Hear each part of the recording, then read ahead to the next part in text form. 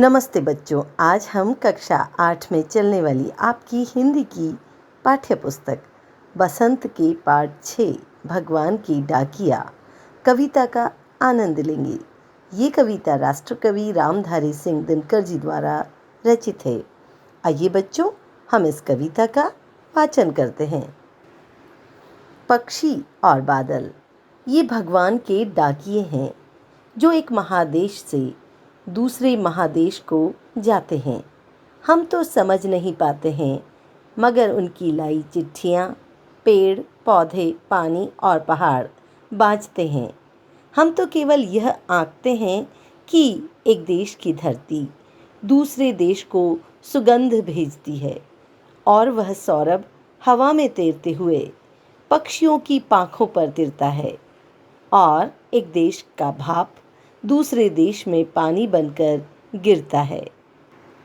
तो बच्चों, कैसी लगी आपको ये कविता?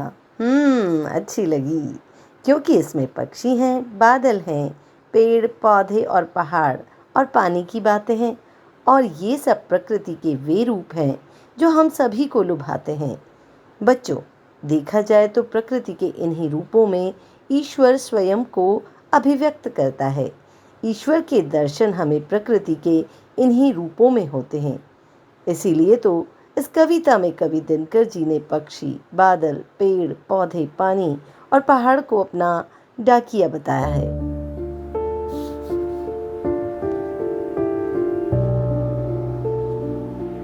पक्षी के पंखों पर हवा रूपी डाकिये के माध्यम से एक देश से दूसरे देश सौरभ भेजने का काम भी प्रकृति के ये डाकिये करते हैं। अब आप सोच रहे होंगे कि ये सौरभ क्या है? बच्चों, सौरभ का मतलब होता है सुगंध यानी खुशबू। तो बच्चों, अब जब भी हवा में एक महक, एक ताजगी महसूस हो तो समझ लीजिएगा कि ईश्वर का डाकिया आपके नज़दीक ही है।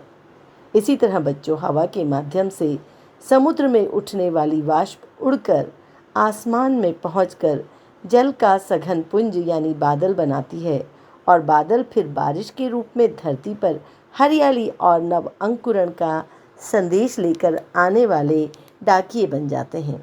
तो बच्चों, अब आप समझ ही गए होंगे कि ईश्वर प्रकृति के कण कण में समाहित है।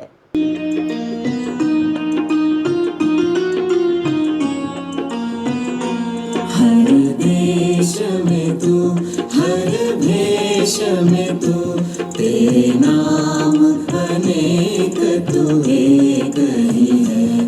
तेरे नाम अनेक तू एक ही है। तेरी रंग भूमि यह विश्व भरा, सब खेल में मेल में तू ही तो है। सब खेल में मेल में तू ही तो है। सागर से उठा बादल बन के, बादल से फूटा जल हो करके।